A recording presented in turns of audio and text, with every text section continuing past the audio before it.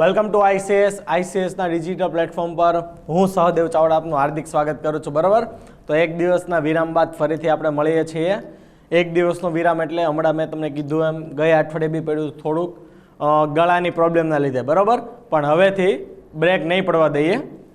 તો જે 2 દિવસનું કરંટ અફેર્સ જે આપણે સાહેબ જોવાનું છે, એ ટોપિક જે જોવાના છે સાહેબ એ છે રાષ્ટ્રીય જળ જીવન મિશનનું નવું ઇનોવેશન ચેલેન્જ.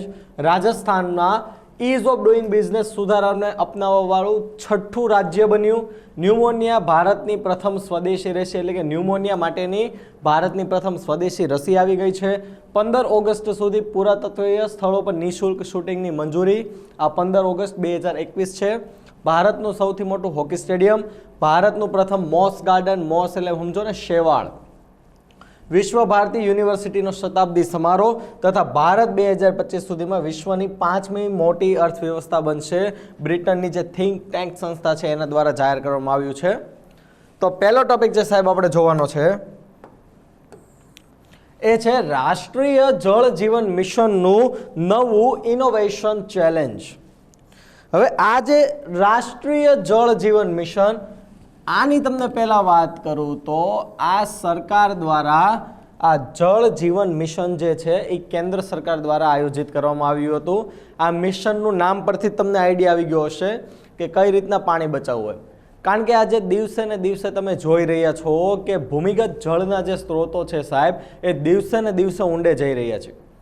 આજથી જે 30-40 વર્ષ પહેલાં, અરે ઇવન 20 વર્ષ પહેલાં જે જમીન સાહેબ જમીનની અંદર 25 થી 30 ફૂટ પર જે આપણે પાણી મળતું હતું સાહેબ, એ આજે 125 થી 150 ફૂટ નીચે જતું રહ્યું છે. અને એ પણ ક્યારે પૂરું થઈ જાય એ બી નક્કી નથી. તો કારણ કે વિશ્વનું આપણે જે પાણી જે છે 3 ભાગમાં, એને આપણે 100% ગણો સાહેબ, તો 1% પાણી જ વિશ્વનું, આમ તો 2% જેટલું પાણી વિશ્વનું પીવા લાયક છે, મીઠું પાણી, જેમાંથી 1% ન તો ગ્લેશિયર છે અને બાકીનું 1%માં આખી દુનિયા છે. તો એને બચાવવામાં આપણા માટે ઘણું અગત્યનું છે. તો આ રાષ્ટ્રીય જળ જીવન મિશનનો એ જ ઉદ્દેશ્ય હતો સાહેબ. હવે એને જે નવું ઇનોવેશન ચેલેન્જ લાવ્યું છે, એ ઇનોવેશન ચેલેન્જ અંતર્ગત શું છે કે ભાઈ આ ઇનોવેશન ચેલેન્જ જે એક્સેપ્ટ કરે કોઈ પણ સંસ્થા કંપની, તો એને એવા પોર્ટેબલ ડિવાઇસ વિકસિત કરવાના છે કે જે જળ અથવા તો પાણીનું પરીક્ષણ કરી શકે. હવે પાણીનું પરીક્ષણ કરવા માટે એટલે પોર્ટેબલ ડિવાઇસ એટલે શું, તો પાણીનું પીએચ લેવલ તમારે ચેક કરવું પડે. 7 જે હોય એ આદર્શ કહેવાય, એ પાણી પીવા લાયક કહેવાય. વધારે હોય તો એસિડિક કહેવાય, ઓછું હોય તો બી ન સારું. 6.5 થી 7 જેટલું હોવું જોઈએ તો તમારું પાણી જે છે શુદ્ધ પીવા લાયક કહેવાય. તો એવા water quality testing portable device જે કોઈ પણ સારું એવું ડેવલપ કરશે સાહેબ, એમને આ ઇનોવેશન ચેલેન્જ જે છે જીત આપશે સરકાર દ્વારા, એને સન્માન જે કાંઈ ઇનામ હોય આપવામાં આવશે. પણ મેન આ ઇનોવેશન ચેલેન્જનો ઉદ્દેશ્ય છે water quality testing portable device બનાવવાનો. કારણ કે આજે ભારતમાં હું એમ તમને કહું કે ભાઈ ચાલો અમુક નદીઓ છે, પણ એ નદીઓમાં આજે ઉદ્યોગોનો એટલો કેમિકલ કચરો ઠલવાયેલો છે, તો કદાચ એનું જે પીએચ લેવલ હશે એ કદાચ નહીં હોય તો. અને જો પાણી સાહેબ તમારે ખરાબ પીવામાં આવે તો તમને સ્કિન ડિઝીઝ એટલે કે ચામડીના રોગો થશે, અથવા તો ઘણા આંતરિક રોગો પણ થશે કે જે અમુક સમય પછી બહાર આવશે, તો એમાં તમારું છેવટે અવસાન જ થશે. બરાબર, તો આ બધી વસ્તુ માટે, કારણ કે અત્યારે જનરલી જો તમને મને આપણે ભણવામાં આવ્યું છે કે 6.5 થી 7 વાળું પીએચ વાળું પાણી પીવું જોઈએ, પણ તમને મારા જેવા સામાન્ય લોકોને ખબર કેમ પડશે કે 7 પીએચ વાળું છે કે નહીં? અને જે પીએચ ચેક કરવાનું સાહેબ, જે પાણીનું જે છે પોર્ટેબલ ડિવાઇસ અત્યારે જે માર્કેટમાં અવેલેબલ છે, એ તમારી મારી જે આપણી અફોર્ડ કરવાની ક્ષમતા જે છે સાહેબ એનાથી ઘણું દૂર છે. એના માટે થઈને ઇનોવેશન ચેલેન્જ લાવવામાં આવ્યું છે કે અફોર્ડેબલ આપણે પોર્ટેબલ ડિવાઇસ બનાવવાના છે, જેથી સામાન્ય માણસની પહોંચ સુધી પહોંચી શકે સાહેબ, અને આપણે એ વસ્તુ આવા સારા પાણીનું આપણે ખબર પડે ને આપણે પીએ, જેથી આપણે અને આપણા પરિવારને ઓછું નુકસાન થાય. બરાબર, આવો આ ચેલેન્જમાં જોઈએ. તાજેતરમાં રાષ્ટ્રીય જળ જીવન મિશને પોર્ટેબલ જળ પરીક્ષણ ઉપકરણો વિકસાવવા માટે ઉદ્યોગ સંવર્ધન અને આંતરિક વ્યાપાર વિભાગ એટલે કે DPIITની ભાગીદારીમાં એક ઇનોવેશન ચેલેન્જ શરૂ કર્યો છે. તેનો મુખ્ય ઉદ્દેશ્ય ઓછા ખર્ચે પોર્ટેબલ ડિવાઇસના નવા અને અસરકારક મોડેલ બનાવવાનો અને વિકસિત કરવાનો છે, જેથી ઘરેલું સ્તર પર પીવાના પાણીની ગુણવત્તા ચકાસવા માટે તેનો ઝડપથી, સરળતાથી અને સચોટ ઉપયોગ કરી શકાય. બરાબર, આપણે હમણાં ચર્ચા થઈ. આ ઇનોવેશન ચેલેન્જ અંતર્ગત જળ સ્ત્રોતોનું વિવિધ સ્થળોએ અને વિવિધ સ્થળે પરીક્ષણ કરવામાં આવશે કે જેનાથી આપને ખબર પડે કે આમનું જે ચોકસાઈ જે છે એ પરફેક્ટ છે કે નહીં. આ ઉપરાંત દૂષિત પાણીના પ્રશ્નોનું કાયમી સમાધાન પૂરા પાડતા કાર્યક્રમોની રૂપરેખાઓ બનાવવા માટે નીતિ ઘડનારાની મદદ કરવાનું પણ સામેલ છે આમાં. હવે સાહેબ જે જળ જીવન મિશન છે જેની આપણે હમણાં ચર્ચા કરી, આ જે જળ જીવન મિશન જે છે સાહેબ એ રાજ્યોની ભાગીદારી સાથે કાર્ય કરી રહ્યું છે અને કરવું જ પડે, એની સિવાય એમનો ગોલ સેટ ન થાય, જેથી દરેક ગ્રામીણ ઘરને 2024 સુધીમાં નળ દ્વારા પાણીના જોડાણ મળી શકે. બરાબર, આ લક્ષ્યાંક છે જળ જીવન મિશનનો. આ મિશનનો ઉદ્દેશ્ય નિયમિતપણે અને લાંબા સમય સુધી દરેક ગ્રામજનોને પૂરતા પ્રમાણમાં અને નિયત ગુણવત્તામાં પીવા યોગ્ય નળનું પાણી આપવાનું છે. કારણ કે ઘણું દુઃખ સાથે કહેવું પડે છે કે હજી બી આપણે ભારતમાં લાખો નહીં તો કરોડો લોકોને હજી પાણી એના નળ સુધી પહોંચ્યું નથી, મીન્સ કે નળ કનેક્શન પહોંચ્યું નથી.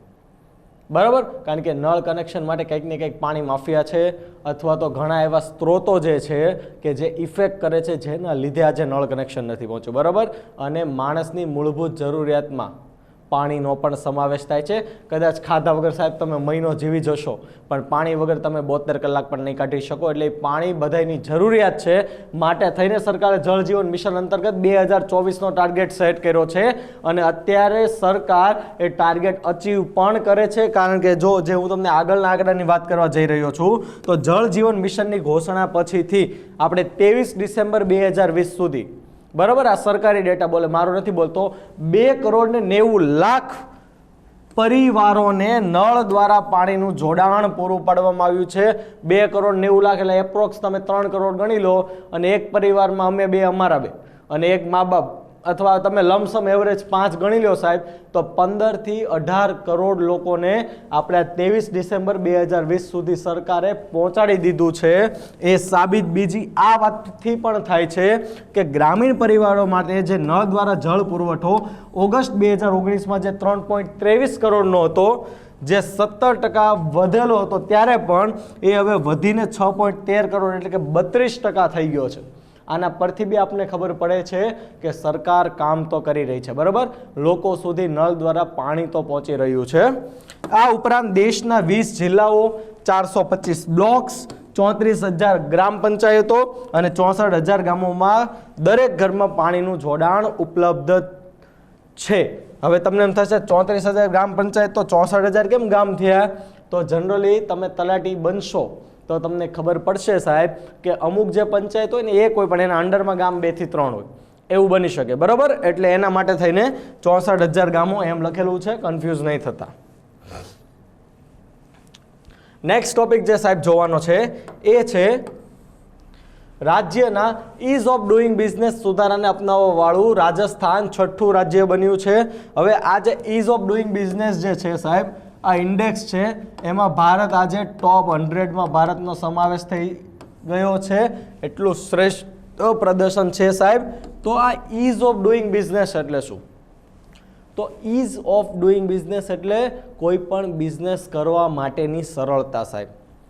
અત્યારે હું તમને આ ઇન્ડેક્સ વિશ્વ લેવલ પરની વાત કરું સાહેબ, તો આ ઇન્ડેક્સમાં તમને આગળ પડતું સ્થાન ક્યારે મળશે? તો કોઈ પણ ઉદ્યોગ સાહેબ એને તમારા દેશમાં ધંધો કરવો હોય તો એ દેશમાં ધંધો કરવા આવે તો પહેલાં એને જમીન જોઈશે, સરકાર તરફથી એને સહાય જોઈશે કે ભાઈ એની જે જમીન જે છે એ સરકાર એને સસ્તામાં આપી શકે. ત્યારબાદ એના ઉદ્યોગની જે નીડ્સ જે છે, ઇલેક્ટ્રિસિટી, વોટર, પછી આપણે મજૂરી, વેજીસ, તો ભાઈ આ મજૂર જે છે, મજૂર વર્ગ, તો એ બધું ઇઝીલી અવેલેબલ હોય. પ્લસ ત્યાંનું આપણે જે મજૂરી દર હશે એ વ્યવસ્થિત હોવો જોઈએ. કોઈ પણ સરકારનું ટેક્સીસ કેવા છે, સરકારના ટેક્સીસ સ્લેબ કેવા છે, રાજ્ય કે આખા દેશમાં એક છે કે અલગ અલગ છે સાહેબ, આ બધા પોઈન્ટ ઓફ વ્યૂ પછી કોઈ પણ બિઝનેસ કરતી કંપનીને જો ભારતમાં આવવામાં જેટલી સરળતા રહે અથવા કોઈ પણ ઉદ્યોગોને, તો એના બેઝ પર આ બને છે ઇઝ ઓફ ડુઈંગ બિઝનેસ.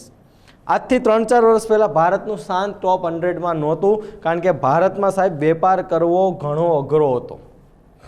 અઘરો એટલા માટે સાહેબ, પહેલાં તો હું તમને એક જ વાત કરું, જીએસટી પહેલાં ભારતમાં કેવું હતું કે ભાઈ ચલો એમ સમજો કે નાઇકીના શૂઝ જે છે સાહેબ, એને મહારાષ્ટ્ર સરકાર લક્ઝરીમાં નથી ગણતી. તો મહારાષ્ટ્રમાં નાઇકીના શૂઝ ઉપર રાજ્યનો જે ટેક્સ હતો સાહેબ એ તમે એમ ગણો કે રાજ્ય સરકારે 15% નાખ્યો હતો.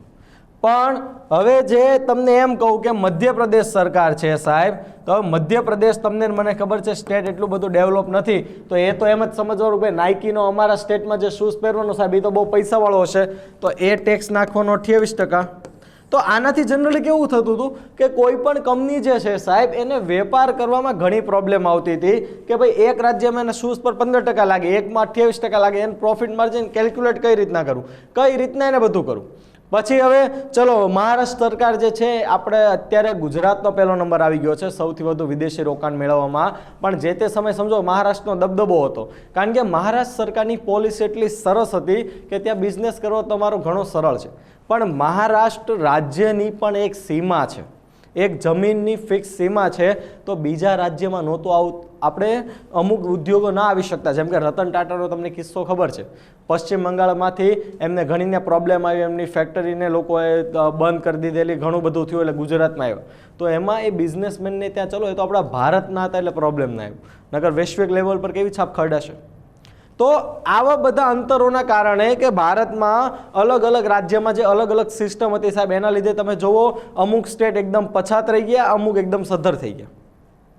તો સરકારે આ બધી વસ્તુ જોયું કે અમુક જે સદ્ધર નથી થઈ રહ્યા સ્ટેટ, કારણ કે એની અમુક પોલિસી એવી જે છે કે નડી રહી છે, તો ઓવરઓલ એક દેશને પણ એક ધક્કો લાગી રહ્યો છે. તો સરકારે આ ઇઝ ઓફ ડુઈંગ બિઝનેસ અંતર્ગત ease of doing business state wise rank આપવાની શરૂઆત કરી, અને આમાં સરકારે જે સુધારા કીધા છે એ સુધારા જે રાજ્ય સાહેબ અપનાવશે એને સરકાર અમુક ઓપન માર્કેટમાંથી એમના જીડીપીના, ખાસ યાદ રાખજો, જે આ ઇઝ ઓફ ડુઈંગના બિઝનેસના સુધારા જે રાજ્ય અપનાવશે એને ઓપન માર્કેટ એ રાજ્યની જીડીપીના 2%, કેટલું ઓપન માર્કેટમાંથી રાજ્યની જીડીપીના 2% રૂપિયા સરકાર એને લોન તરીકે ઉપાડવાની મંજૂરી આપશે સાહેબ. 2% એટલે રાજ્યનું બજેટ 100, 200, 500 કે 30,000 કે લાખ રૂપિયાનું હોય. જેમ કે ગુજરાત સરકારનું બજેટ 1 લાખ કરોડ રૂપિયાને પાર જતું રહ્યું છે, તો હજી ગુજરાતે ચલો આપણે અપનાવશે જે દિવસે, એ દિવસે તમે સમજી લેજો કે 1 લાખ કરોડના 2% એટલે 2,000 કરોડ રૂપિયા માર્કેટમાંથી ઉપાડવાની પરમિશન મળે. તો આ 2,000 કરોડ રૂપિયામાં સરકારે નોટ આઉટ એમાં કીધું છે કે ભાઈ અડધો જે તમે રૂપિયા ઉપાડશો એમાંથી 50% ખર્ચો તમારે નાગરિકોની સુવિધા ખાતર વાપરવો પડશે. પણ છતાં બી 1,000 કરોડ રૂપિયા તો એને આવ્યા. 1 લાખ કરોડના બજેટ પર હું તમને કહું છું, તો સાહેબ વિચાર કરો એ રાજ્યને કેટલું સારું પડે. એની અમુક પરિયોજના હોય ને સાહેબ, 1,000 કરોડમાં કેટલી પરિયોજનાઓ પૂરી થઈ જાય, અને બાકીના જે 1,000 કરોડ સાહેબ નાગરિકો પાછળ ખર્ચ કરવાના છે, તો એમાં સરકાર એના માટે ઘણી સારી હેલ્થ રિલેટેડ આપણી યોજના છે, અથવા આપણા ખેડૂત ભાઈ બહેનોનું જે કર્જ માફી છે, તમે ઘણું બધું કરી શકો. એ જે તે રાજ્ય ઉપર ડિપેન્ડ કરે સાહેબ. તો એ સરકાર તમને અત્યારે સામે કેન્દ્ર સરકાર તમને પરમિશન આપી દે ભાઈ ચલો તમે 2%ની લોન લઈ શકો. તો આ જે સુધારા અપનાવો, ને હવે ધીમે ધીમે કરતા ભારતના બધા રાજ્યો જો આ સુધારા અપનાવી લે સાહેબ, તો આજે જે આપણે ટોપ 100માં હું તમને કહું છું ને, એ આપણે આ ટોપ 10માં આવતા વાર ન લાગે. અને જેમ તમારો ઇઝ ઓફ ડુઈંગ બિઝનેસનો રેન્ક સારો ને સાહેબ, એમ એટલી જ વધારે તમારું ફોરેન ડાયરેક્ટ ઇન્વેસ્ટમેન્ટ અથવા ફોરેનની કંપનીઓ સાહેબ ભારતમાં આવશે. બરાબર. હવે તમને એમ થશે કે સાહેબ ભારતમાં બધી કંપની આવશે તો એ આપણા માટે નુકસાનકારક નહીં. એઝ અ ગ્રાહક તરીકે આપણા માટે ઘણો ફાયદો, કારણ કે તમે માર્કેટમાં, હું તમને એક વસ્તુ તમને કહેવા માગું છું કે તમે સાહેબ સપોઝ સમજો કે તમે જે એરિયામાં અત્યારે છો સાહેબ, એમાં અત્યારે એક્ઝામ્પલ મસ્ત તમને લઉં તો સાહેબ કે ચલો કપડાની દુકાન છે, હવે એને ખબર છે કે એ આખા એરિયામાં એક જ છે સાહેબ, તો તમે ત્યાં જશો, કદાચ નોન બ્રાન્ડેડ કપડાં સાહેબ વેચતો હશે તો બી એ વટથી ભાવ લેશે. શું કામ? માર્કેટમાં દબદબો, મોનોપોલી, કારણ કે એની સિવાય કોઈ નથી. હવે હું તમને એમ કહું કે ભાઈ ચલો ફોરેન કંપની એવી નાઇકી, એડિડાસ, લુઈસ ફિલિપ્સ છે, પીટર ઇંગ્લેન્ડ છે, એ બધાના એની બાજુમાં બન્યા, તો હવે સાહેબ એને માર્કેટમાં ટકવા માટે ટોપ લેવલની સર્વિસ આપવી પડશે અને ભાવ રિઝનેબલ રાખવો પડશે, નકર બીજી બધી કંપની એનું માર્કેટ ખાઈ જશે. કારણ કે વિચાર કરો, અત્યારે હું તમને એમ કહું છું સાહેબ કે ચલો દુનિયા એમ કહે છે, આપણે બી માનવું જોઈએ વોકલ ફોર લોકલ, આપણા લોકલ જે ભાઈ બહેનો જે છે કરિયાણા સ્ટોરવાળા છે, આ છે તે છે, એની પાસેથી ખરીદવું જ જોઈએ. ચલો, પણ એક વસ્તુ તમે વિચાર કરો સાહેબ કે એ લોકોએ પણ જ્યારે આપણે એઝ અ કસ્ટમર તરીકે કસ્ટમર નથી ગણી, મામું સમજ્યા છે, ત્યારે એનું હાથમાંથી માર્કેટ જતું રહ્યું છે. તમે વિચાર કરો શું કામ? તો ભાઈ મને તો પર્સનલી અનુભવ થઈ ગયો છે કે ભાઈ હું તમને મારો જ એક કિસ્સો વાત કરું કે ભાઈ ચલો મારા જ મમ્મી ભણેલા નહોતા, એક વખત સાહેબ શોપિંગ કરવા ગયા હતા, બિચારા હોય કે ભાઈ ચલો કે ભાઈ આપણે એંગેજ થઈ હતી કે ભાઈ સારું વસ્તુ આપીએ, બ્લેન્કેટ લેવા ગયા સાહેબ, કે જે બ્લેન્કેટની એમઆરપી સાહેબ 600 રૂપિયા છે અને મારી મમ્મી એમ કીધું હજી સારું બતાવતી 600 રૂપિયાની એમઆરપી વાળું સાહેબ મારી મમ્મી 900 રૂપિયામાં વેચેલું. આ હું લાઈવ મારો સાચો એક્ઝામ્પલ કહું, આ આપણા લોકલ વેપારીઓ. હવે અત્યારે એ જ લોકો ખબર ને વોટ્સઅપ પર મેસેજ આવે કે ભાઈ અમને તમારે ખરીદી તમારા નજીકમાંથી જ ખરીદ્યું છે, એ ઉધાર આપે. અરે ભાઈ નથી જોતો ઉધાર. આ તમે લોકોએ આવું કર્યું ત્યારે સાહેબ લોકો ફ્લિપકાર્ટ ને એમેઝોન તરફ વળ્યા ને, ત્યારે આજે જીઓ માર્ટ બેનાક ડી માર્ટ આવ્યા. હવે કેવું લોકો નાકરું લાગે? સ્વાભાવિક છે, કસ્ટમર છે સાહેબ. આ તમે તો 600-900 પધરો, અમને તો 600-200 મળે છે, તમે ત્યાં જ જવાના. પણ હાલ તારે ને અમે 600 વાળી વસ્તુ ખરીદશું, પણ તું સામે એવી સર્વિસ આપ. કારણ કે બિઝનેસનો એક સિદ્ધાંત છે, આપણે હું નથી કહેતો, રતન ટાટાની જે બુક જે છે એમાં લખેલું છે કે તમે ગ્રાહકને જો ઉત્તમમાં ઉત્તમ સર્વિસ આપશો ને સાહેબ, તો ગ્રાહક તમારી વસ્તુ ખરીદવામાં કોઈ દી ભાવ નહીં જોવે. તો હકીકતમાં આ ઇઝ ઓફ ડુઈંગ બિઝનેસથી ફોરેન કંપનીઓ આવે ને તો સાહેબ એઝ અ કસ્ટમર તરીકે બહુ સારું છે આપણા માટે. આપણે એમ થાય રૂપિયો વિદેશમાં ઢળાય છે, હાલો ભલે વિદેશમાં ધસડાય છે, પણ સરકારને મહેસૂલ રેવન્યુ કે જે ટેક્સ છે એ તો આવવાનો જ છે ને, જીએસટી. આનાથી આ લોકોને પણ શીખ મળશે, આપણા લોકલ લોકોને, અને એને શીખ લેવાની જરૂર છે કે હજી તમે લોકો નહીં સુધરો ને તો હજી તમારા હાથમાંથી પૂરેપૂરું માર્કેટ જતું રહે. કારણ કે આપણી Reliance company Jio Mart application લઈને પડી ગઈ છે માર્કેટમાં. A to Z બધી વસ્તુ રાખે છે. આ તો એક ટોપિકમાંથી બીજા ટોપિક પર જતો રહી ગયો, પણ આનું રીઝન આ છે કે આ ઇઝ ઓફ ડુઈંગ બિઝનેસમાં સરકાર બળ કરે છે એનું કારણ જ આ છે કે વધારે ફોરેન કંપની કે વધારે વિદેશી રોકાણ આપણા દેશમાં આવે, જેનાથી ભલું આપણું જ થવાનું છે. કારણ કે એ કંપની અહીંયા આવશે તો કંઈ અમેરિકાની કંપની આવ્યા છે તો અમેરિકાના ભૂરી અહીંયા નોકરી કરવા નથી હાલવાનું, સમજી લો. બરોબર, આ કાળા થઈને મરી જાય. આપણે 1757 પ્લાસીના યુદ્ધમાં કેમ બોલે કાળી કોટડીની ઘટના બની હતી, ઇતિહાસ યાદ છે ને? નો હોય તો આપણી સંસ્થાન વિડીયો છે, જોઈ લેજો. બની હતી ને તેમાં એ શેકાઈને મરી જાય તો એને વર્ક ફોર્સ એને ક્યાંથી લેવું પડશે? અહીંથી. તો સાહેબ ઓવરઓલ રોજગારી પણ જનરેટ થવાની. કારણ કે સરકાર એક વસ્તુ હોય ને એમાં સરકારે 20 પાસા એના વિચારેલા હોય. આ એના માટે થઈને સરકાર રાજ્યનું રેન્કિંગ જાહેર કરે છે કે ભાઈ તમે કરો, અમે તમને ઓપન માર્કેટમાંથી તમારી જીડીપીના 2% લેવાની છૂટ તો આપવી છે. બરાબર, તો આવું કરવા વાળું રાજસ્થાન 6થું રાજ્ય બન્યું છે ને આની પાછળનો પર્પઝ આ છે. બરાબર, તો જે વસ્તુ સમજ્યા એ ટોપિકમાં જોઈ લઈએ સાહેબ. રાજસ્થાન ઇઝ ઓફ ડુઈંગ બિઝનેસમાં સુધારો સફળતાપૂર્વક પૂરો કરવા વાળું દેશનું 6થું રાજ્ય બની ગયું છે.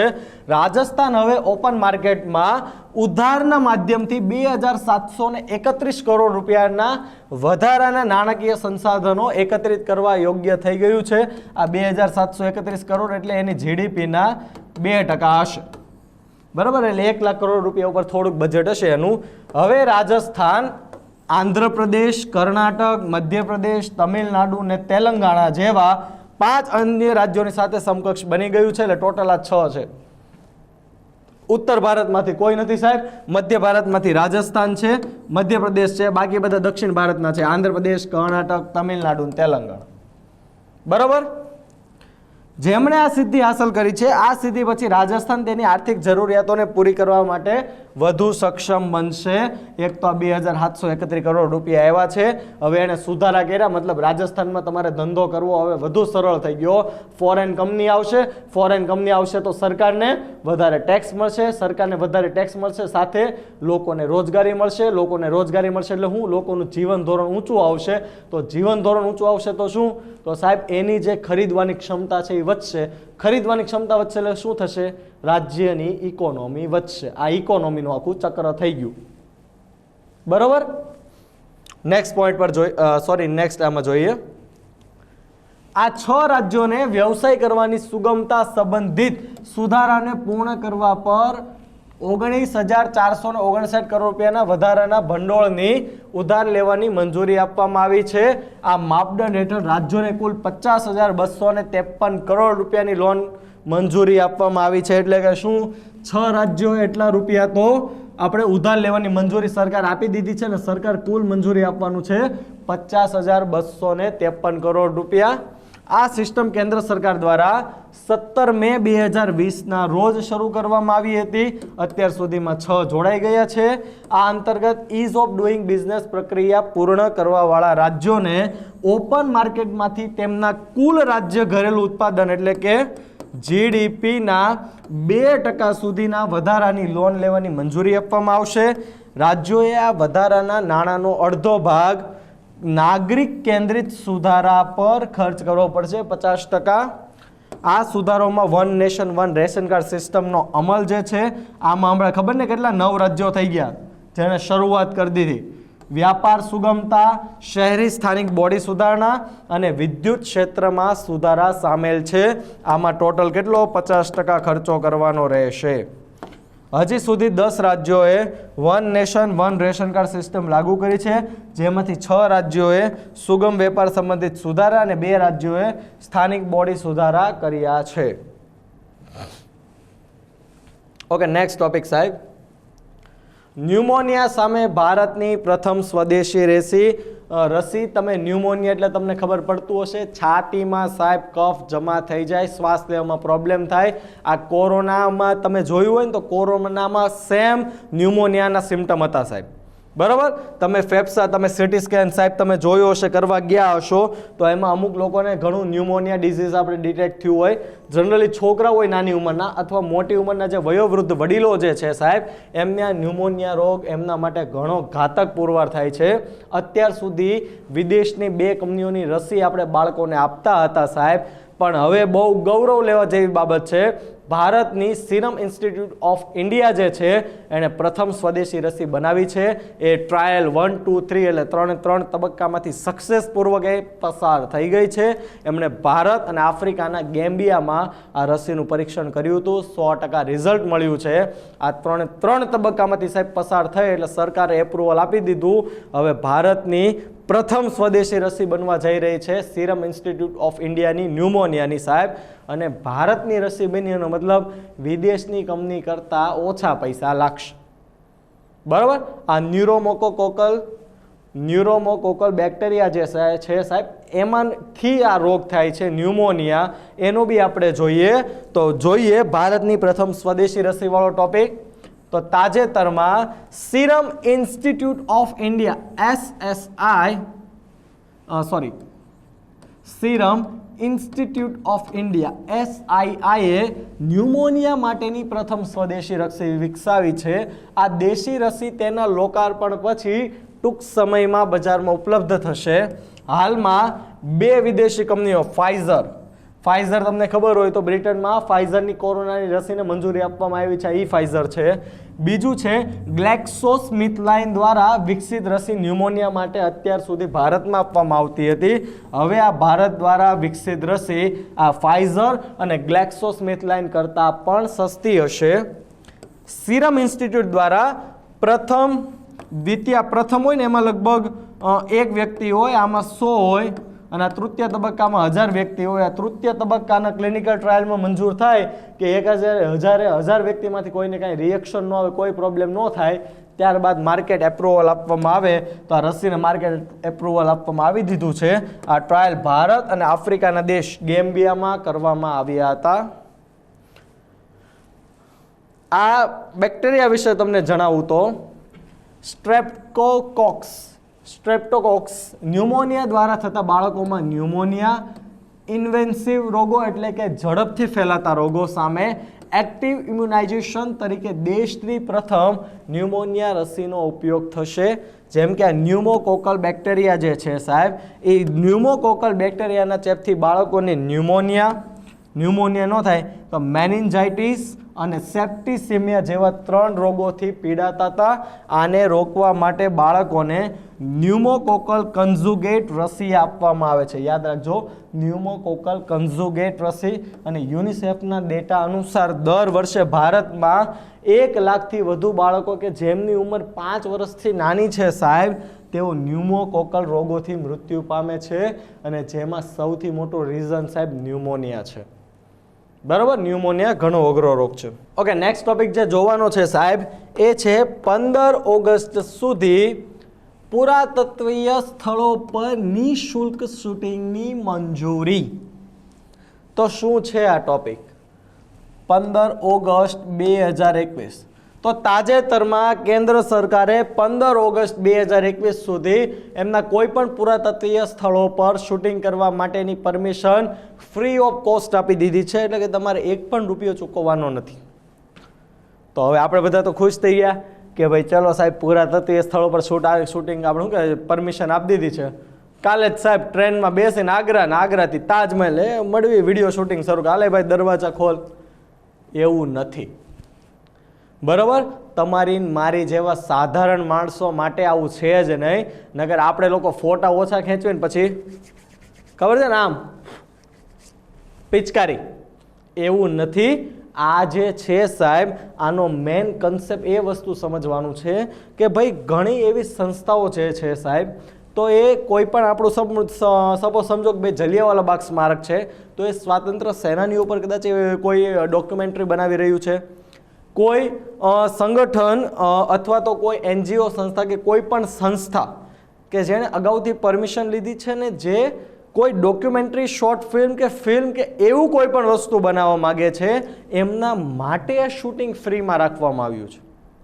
અને આ શૂટિંગ માટે બી પહેલાં એમણે પરમિશન તો ઓનલાઈન લેવાની જ છે. ઓનલાઈન એમણે એમની અરજી નાખવાની છે, ત્યારબાદ સરકાર એમને એક તારીખ અલોટ કરીને એમને પરમિશન આપશે. નકર તો એક દિવસે બી ભેગા થઈ જાય પ્રોબ્લેમ પડે.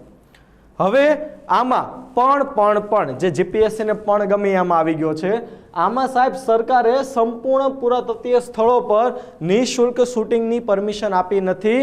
આમાં સરકારે સ્પષ્ટ એવું લખ્યું છે કે જે સરકારની વર્લ્ડ હેરિટેજ સાઇટો જે છે સાહેબ, આ વર્લ્ડ હેરિટેજ સાઇટો ઉપર આ નિયમ લાગુ પડશે નહીં. ત્યાં તમને કોઈ પણ પ્રકારનું શૂટિંગની ફ્રીમાં પરમિશન છે જ નહીં. ત્યાં તમારે રૂપિયા ચૂકવવા પડશે અથવા સરકાર ના પાડે તો તમે ત્યાં શૂટિંગ કરી શકશો નહીં. એટલે વર્લ્ડ હેરિટેજ સાઇટો જે છે કોઈ પણ એ આ એડવર્ટાઇઝમેન્ટમાંથી બાકાત છે, બરાબર. અને આ જે હવે 15 ઓગસ્ટ સુધી એટલે કે 15 ઓગસ્ટ 2021 સુધી આ એડવર્ટાઇઝમેન્ટ માન્ય રહેશે, બરાબર. એટલે વર્લ્ડ હેરિટેજ સાઇટ આમાં સામેલ નથી, બાકી બધી સાઇટો આમાં સામેલ છે. આ સરકારને આ એડવર્ટાઇઝ જાહેર કરવા માટેનું સાહેબ રીઝન શું હતું? તો રીઝન એ જ હતું કે આજે ભારત દેશમાં કોઈ પણ નાગરિક અથવા આપણે જે બાળકો જે છે સાહેબ એ મોટા થાય છે તો એને અમુક જે ફેમસ સાઇટો જે છે, જેમ કે સાહેબ હું જો તમને ગુજરાતની વાત કરું સાહેબ, તો એમાં ખાલી એમને શું ખબર છે?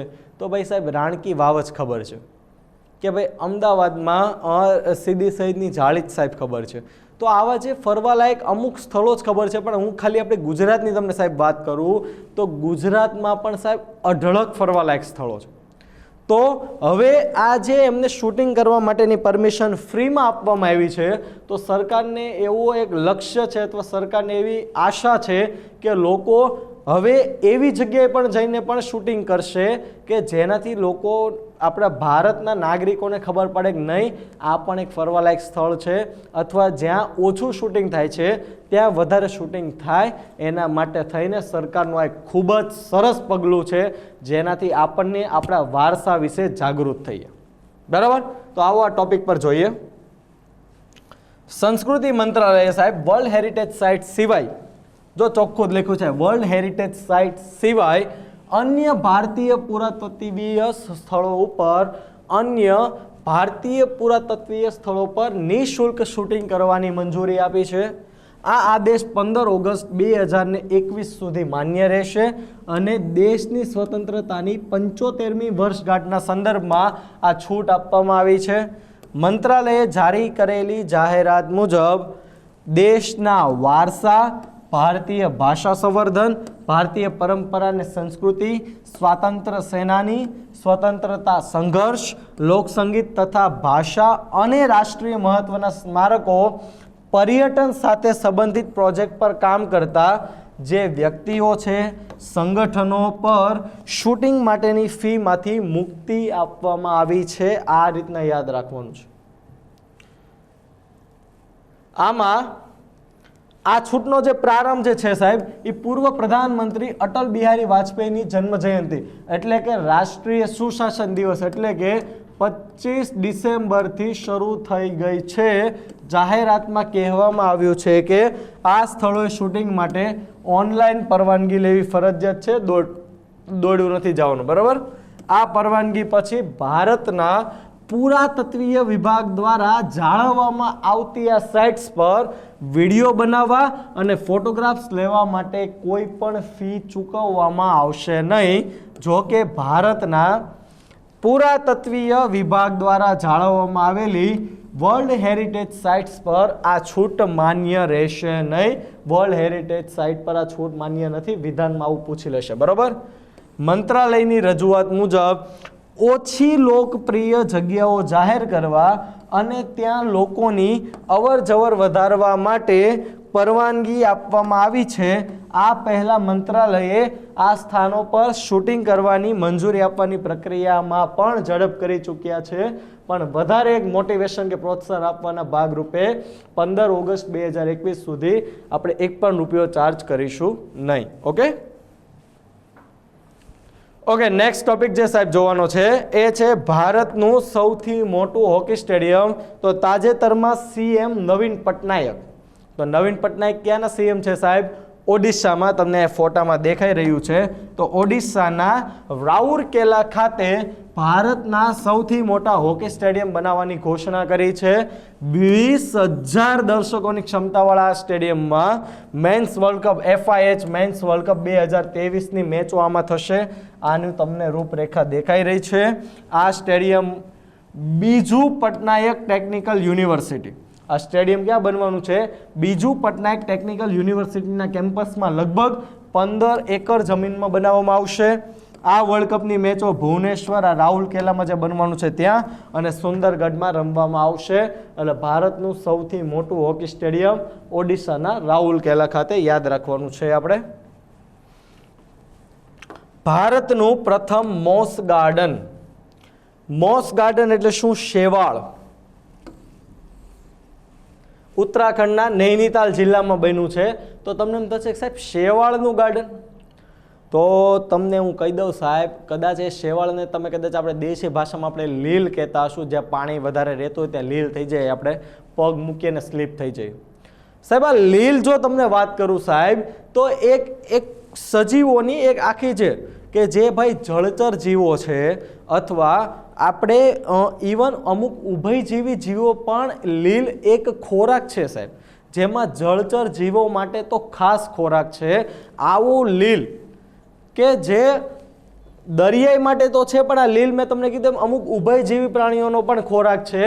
અને પ્લસ આ લીલના કેટલા નાના નાના જીવ જંતુઓનું રહેઠાણ પણ છે. અને આ લીલના કારણે તમને કહું એક આખું ચક્રનું એક નાનું તો નાનું એક સ્ક્રૂ જેટલું તો સ્ક્રૂ જેટલું પણ સાહેબ ચક્ર આના લીધે પણ ચાલે છે. તો લોકોની એના પ્રત્યે જાગૃતતા વધે અને આપણા જીવન ચક્રમાં એનો શું મહત્વનો રોલ છે સાહેબ, એના ઉપયોગિતા દર્શાવવા માટે થઈને ભારતનું સૌપ્રથમ મોસ ગાર્ડન જે છે સાહેબ એ ઉત્તરાખંડના નૈનીતાલ જિલ્લામાં બનાવવામાં આવ્યું છે. આ નૈનીતાલ જિલ્લામાં 10 હેક્ટરમાં ફેલાયેલું આ દેશનું સૌપ્રથમ શેવાળ ગાર્ડન છે. આ શેવાળ ગાર્ડનનું ઉદ્ઘાટન winter man of India Rajendra સિંહે કર્યું છે. કેમ્પા યોજના અંતર્ગત ખુરપટાલ નજીક બનાવવામાં આવેલા મોસ ગાર્ડન જુલાઈ 2019માં મંજૂર થયેલ એક પ્રોજેક્ટ હેઠળ વિકસાવવામાં આવ્યું છે. તેનો ઉદ્દેશ્ય વિવિધ જાતિની શેવાળ અને અન્ય બાયોફાઇટ્સનું સંરક્ષણ કરવાનો અને લોકોને આપણા પર્યાવરણમાં શેવાળની ઉપયોગી ભૂમિકા વિશે જાગૃત બનાવવાનો છે. કારણ કે શેવાળ જે છે સાહેબ એ ઇકોસિસ્ટમ અને જૈવ વિવિધતા જાળવવા અને વિકસાવવામાં ખૂબ જ મહત્વપૂર્ણ ભૂમિકા ભજવે છે. એટલે યાદ રાખજો, બરોબર.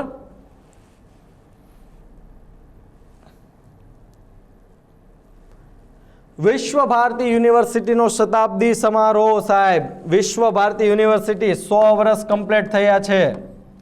મોદી સાહેબે સંબોધન કર્યું. શું કામ કર્યું? તો ભાઈ મોદી સાહેબ તો એના કુલપતિ છે. તો તમને એમ થશે કે વડાપ્રધાન છે તો કેમ આવી યુનિવર્સિટીના કુલપતિ? તો એનું રીઝન છે આજે વિશ્વ ભારતી યુનિવર્સિટી જે છે સાહેબ એ કેન્દ્રએ સ્વીકૃત કરેલી અથવા તો માન્યતા આપેલી કેન્દ્રીય વિશ્વ ભારતી યુનિવર્સિટી છે. અને કોઈ પણ યુનિવર્સિટીને જ્યારે સાહેબ કેન્દ્રીય યુનિવર્સિટીનો દરજ્જો લાગે છે તો હોદ્દાની રૂએ વડાપ્રધાન તે યુનિવર્સિટીના કુલપતિ હોય છે, માટે થઈને મોદી સાહેબ આ વિશ્વ ભારતી યુનિવર્સિટીના કુલપતિ છે. આ વિશ્વ ભારતી યુનિવર્સિટીની સ્થાપના આપણા ભારતનું રાષ્ટ્રગીત જન ગણ મન સાહેબ લખવાવાળા, અથવા જનરલી આપણે ઘણા વિદ્યાર્થીઓને શું હશે રાષ્ટ્રગીત કે ગાન, આવા ઘણા લોકો કન્ફ્યુઝનવાળા હશે. ઇંગ્લિશમાં કહું છું સાહેબ, આપણું નેશનલ એન્થેમ લખવાવાળા રવિન્દ્રનાથ ટાગોર સાહેબે વિશ્વ ભારતી યુનિવર્સિટીની સ્થાપના કરી હતી. એને 100 વર્ષ કમ્પ્લીટ થયા છે. રવિન્દ્રનાથ ટાગોરના ભાઈની વાત કરું સાહેબ, તો આપણે ભારતમાં સૌ પ્રથમ સિવિલ સર્વિસ સેવા પાસ કરનારા સૌ પ્રથમ ભારતીય, બરાબર. આઈપીએસ આવે એની ઉપર શું આવે, કયો હોદ્દો? કલેક્ટરનો. આઈએસએ ઓફિસર બની ગયેલા છે સાહેબ. અને એમના ભાઈ રવિન્દ્રનાથ ટાગોર કે જે વિશ્વના એકમાત્ર એવા વ્યક્તિ કે જેના રચનાનું 2 દેશમાં નેશનલ એન્થમ તરીકે છે, ભારત અને બાંગ્લાદેશ બંનેનું નેશનલ એન્થમ લખવાવાળા છે રવિન્દ્રનાથ ટાગોર.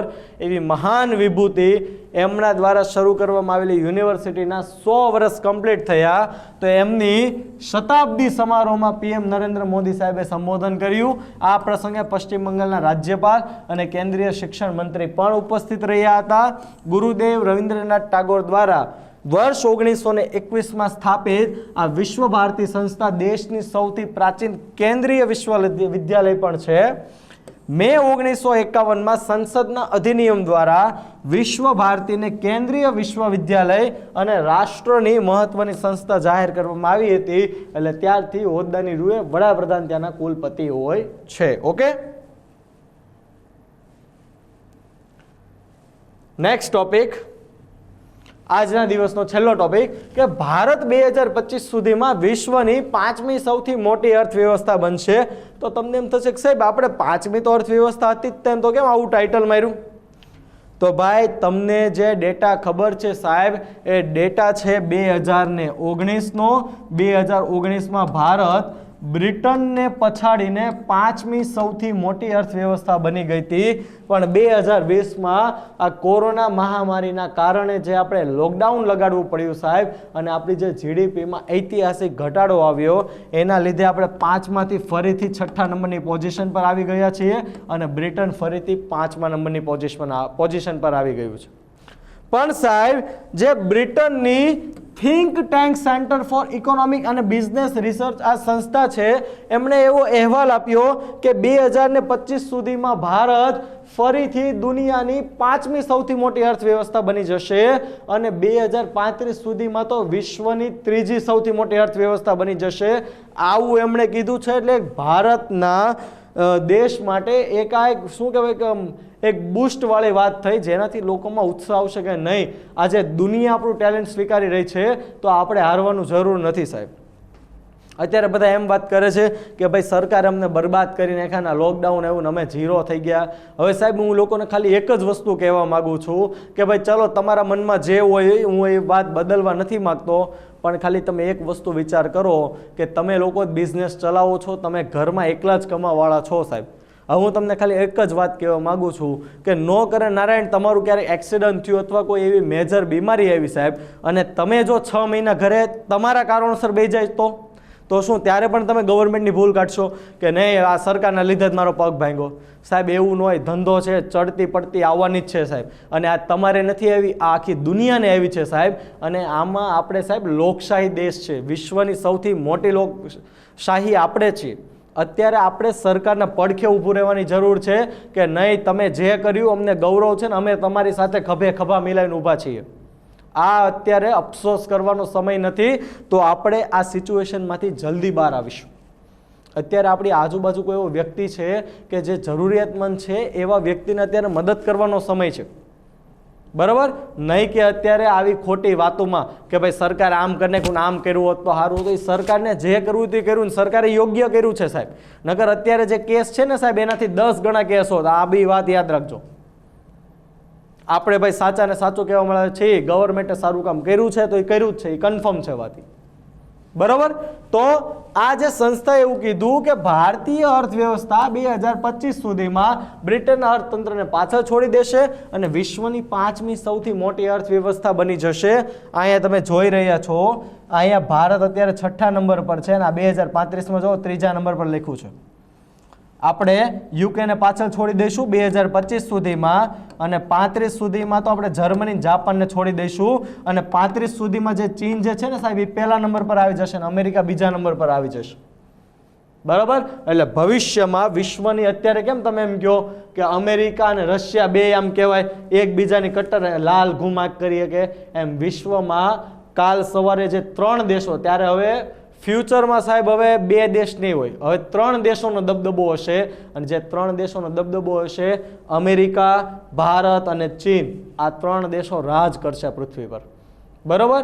કારણ કે એક દેશ જે છે તો એ એક્સપોર્ટમાં એટલું માને છે ચીન, અમેરિકા છે એની ટેકનોલોજી એટલી જોરદાર છે, જ્યારે ભારત દુનિયાનો સૌથી વધારે યુવા દેશ, યુવા વસ્તી ધરાવતો દેશ છે. એટલે આવનારો સમય આ 3 દેશનો છે. ભારતીય અર્થવ્યવસ્થા 2019માં બ્રિટનને પાછળ રાખીને 5મી સૌથી મોટી અર્થવ્યવસ્થા બની હતી, પરંતુ આ વર્ષે કોરોના વાયરસ રોગચાળાને કારણે ફરીથી આપણે 6ઠ્ઠા સ્થાને પહોંચી ગયા છીએ. Centre for economics and business રિસર્ચે પોતાના વાર્ષિક અહેવાલમાં એવું જણાવ્યું છે કે 2020માં રૂપિયાની નબળાઈના કારણે બ્રિટને ભારતીય અર્થવ્યવસ્થાને પાછળ છોડી દીધી હતી. આ જે રૂપિયાની નબળાઈ છે સાહેબ, એના પરથી તમને કરંટ યાદ આવતું હોય તો અમેરિકાએ ભારતને તાજેતરમાં કરન્સી મેન્યુપ્યુલેટર્સ લિસ્ટમાં વોચ લિસ્ટમાં મૂકી દીધું છે. આપણે કરંટ અફેર્સ જોયું, બરાબર. એમાં દેશ સામે ચાલીને પોતાનો રૂપિયો નબળો પાડે. આ સંશોધન અનુસાર વર્ષ 2021માં ભારતીય અર્થવ્યવસ્થા 9%ના દરે વૃદ્ધિ કરશે. જે અત્યારે એવું વિચારી રહ્યા છે ને કે આ દેશ હવે કોઈ દી નહીં ઉભરે, આપણા જ લોકો વાત કરે છે કે હવે જીડીપી 5-6 વર્ષ થાય ગાડે રાગુ આવતા, એ ગાડે રાગે પડવામાં જે લોકો છે ને એને એક બહુ મોટો તમાચો છે. કારણ કે હું નથી કહેતો, વિશ્વની આ ટોપ લેવલની સંસ્થા છે સેન્ટર ફોર ઇકોનોમિક્સ ને બિઝનેસ રિસર્ચ, એમનું કેવું એવું છે કે 2021માં 9%ના દરે આપણે વૃદ્ધિ કરશું. કેટલા? 9%ના દરે, જે વર્ષ 2022માં આપણે 7%ની આસપાસ આવશું. તો હું કામ એક વર્ષમાં પાછા 7% થઈ જવું? આ એક વર્ષનો જે વેપાર છે, આ જે લોકો ઘરે રહીને ભલે કંટાળી ગયા, પણ આ એક વર્ષનો જે જુસ્સો જે છે એ જુસ્સા સાથે આપણે એક વર્ષ કામ કરી 9%ના દરે 2021માં શું આપણે એ દેશ જે 2020માં જાન્યુઆરી સુધીમાં જે તેજી હતી એનાથી વધારે તેજી 2022માં જોશું. અને આ જે 20નું વર્ષ છે સાહેબ, થોડાક દિવસોમાં 1લી તારીખ આવવાની છે. જૂનું ભૂલીને નવે સરથી આપણે સર કરીશું અને એક વર્ષનું બી આપણે જે ઇન્કમ છે એ કરી લઈશું. બરાબર. પણ બી પોઝિટિવ. ઓકે. ત્યારબાદ અહેવાલમાં એ પણ જણાવવામાં આવ્યું છે કે ભારત આર્થિક રૂપથી વધુ વિકસિત થશે અને તેની સાથે તેની અર્થવ્યવસ્થામાં તેજીની ઝડપ ઘટશે. હવે તેજીની ઝડપ ઘટશે એનું રીઝન શું છે કે ભાઈ અત્યારે આપણે વિકાસશીલ દેશ છીએ. હવે કોઈ પણ વિકાસશીલ દેશ હશે તો એ 7 થી 8%ના વિકાસ દરે આપણે ડેવલપ થશે અથવા વિકસિત થશે. પણ એક વસ્તુ છે સાહેબ, હું તમને એક સિમ્પલ વસ્તુ તમને કહું કે ભાઈ ચલો હું અત્યારે 15 વર્ષનો હોઉં અને હું 25 વર્ષનો થાવ એટલે હું વિકાસશીલ છું અને વિકસિત થાવ 25 વર્ષ સુધીમાં, તો 15 થી લઈને 25 વર્ષ સુધીમાં મારામાં ઘણો ફરક આવવાનો છે. મારી હાઇટ વધશે, મારું બોડી થોડુંક મજબૂત થશે, મારો અવાજ ઘેરો થશે, દાઢી મૂછ આવશે. આ એક હ્યુમનની વાત કરું તો સેમ એવી રીતના તમે વિકાસશીલથી વિકસિત તરફ જશો તો તમારામાં ઘણી પ્રગતિ તમારી થશે ભાઈ 7 થી 9% જોરે. પણ હવે હું 25માંથી હવે 35 વર્ષનો થાવ તો મારામાં શું ફરક પડે? કાંઈ નો ફરક પડે. થોડીક મારી ચામડી તેજ મારે થોડીક ઓછી તેજ થાય. પણ શું કામ કે ભાઈ જે મારો 25 વર્ષ સુધી મારો જે વિકાસ થઈ જવો જોઈતો હતો એ થઈ ગયો. હવે કાંઈ આપણે કહેવત છે ભાઈ દેશી ભાષામાં, ઉંદેડો હોય ને ફાટીને ઘો થાય, બિલાડી ન થાય. એકવાર તમે વિકસિત થઈ જાઓ પછી તમારી એક તો ઇકોનોમી જ એટલા લાખ કરોડની થઈ ગઈ હોય, ટ્રિલિયન લેવલ પર પહોંચી ગઈ હોય, પછી સાહેબ 7% વિકાસ કરવો પોસિબલ જ નથી. પછી તમે 5 થી 6%ની વચ્ચે રમો. બરોબર. એટલે અર્થવ્યવસ્થાની તેજીની ઝડપ ઘટશે, પણ ક્યારે? આપણે એકદમ આર્થિક રૂપથી વિકસિત થઈ જશું પછી. અને વર્ષ 2035માં આપણો જીડીપીનો દર 5.8% હશે. અત્યારે ચાલે છે વર્ષ 2020, આપણને શું કીધું 22 થી 7%ના દરે કરશું. આ છે 2035 તો 15 છગ 90 15 હતા 105% 60% લેખે 2035 સુધીમાં સાહેબ આપણી જીડીપી અત્યારે છે એનાથી 100%, એટલે એપ્રોક્સ ડબલ. એટલે તમે વિચાર કરો કે અત્યારે જે દેશની કેપેસિટી છે એનાથી ડબલ થઈ જાય એટલે આપણો દેશ ક્યાં પહોંચે તમે કલ્પના ન કરી શકો ત્યાં પહોંચી શકે. તો ત્યારબાદ 5.8%. તો હવે હું તમને એમ કહું, સિમ્પલ ગણિત સમજવી સાહેબ, 100 રૂપિયા છે અત્યારે તમે આમાં 7% રૂપિયા એડ કરો કે ભાઈ 7% તમારો વિકાસ થયો તો દેશનો વિકાસ કેટલો થયો 107%. એટલે વધ્યા કેટલા 7 રૂપિયા જ વધ્યા ને. હવે 2035 પછી આપણે પાસે હશે 200 રૂપિયા પણ આપણો 5.8% એટલે લમસમ તમે ગણો 6%. તો 200 ના 6% કેટલા થાય? આનો તમે ખાલી ટકો ગણો ને તો 2% થાય, 6 દુ 12, આ 12 થયા. એટલે હવે એ 6% લેખે આપણે કેટલા જો થાય? આ ખાલી 60% દરે વિકાસ કરવી છે સાહેબ, તો 7 રૂપિયા થયા કેટલા? અને હવે ખાલી 6% લેખે જ કરો છો તોય 12 રૂપિયા થાય. એટલે આપણો જીડીપીનો દર ભલે 5.8% થઈ જાય સાહેબ પણ તોય વિકાસ તો આપણે જે અત્યારે કરવી છે એનાથી ડબલ જ કરશું. શું કામ? કારણ કે આપણી જીડીપી ઓલમોસ્ટ ડબલ થઈ ગઈ, બરોબર. એટલે ટકાવારી ઓછી હોય તોય વધારે માર્જિન દેખાવાનું. એક વસ્તુ છે 1000 રૂપિયા તમે 2% લેખે આપો ને સાહેબ તો એમાં ખાલી 20 રૂપિયા જ મળે. એ 20 રૂપિયા આજના સમયમાં આલુપુરી નથી આવતી. પણ એની સામે આપણે લાખ રૂપિયાના તમે 2% ગણો તો સાહેબ 2000 રૂપિયા થયા, અને કરોડ રૂપિયાના ગણો તો 2 લાખ રૂપિયા થયા. ટકાવારી એની જ છે પણ તમારી જે દેશની કેપેસિટી અથવા તમારી કેપેસિટી છે ને સાહેબ એની ઉપર નિર્ભરતા રહી તમને કેટલું રિટર્ન મળે, બરોબર. એટલે આ વસ્તુ છે. ભારતનો અનુમાનિત વિકાસ દર મુજબ 2030 સુધીમાં તે વિશ્વની ત્રીજી સૌથી મોટી અર્થવ્યવસ્થા બની જશે. આ ક્રમમાં તે 2025માં બ્રિટન, 2027માં જર્મની અને 2030માં જાપાનને પાછળ છોડી દેશે. અને 2035 સુધીમાં તો કન્ફર્મ, આમાં તો કોઈ બે મત નથી, આમાં 30 સુધી કીધું પણ 35 સુધીમાં કન્ફર્મ આપણે થર્ડ લાર્જેસ્ટ ઇકોનોમી હશું. બ્રિટન સ્થિત થિંક ટેન્કે એ પણ આગાહી કરી છે કે કોરોના રોગચાળાને કારણે ચીન અમેરિકાને પાછળ છોડીને વિશ્વની સૌથી મોટી અર્થવ્યવસ્થા બની જશે. અને આપણે 2070 કે 72 સુધીમાં અમેરિકાને પાછળ છોડીશું, કારણ કે ચાઇના માટે તો આપણે હજી ઘણો સમય લાગશે, બરાબર. તો આજના માટે આપણા એટલા કરંટ અફેર્સ કામના હતા, બરાબર.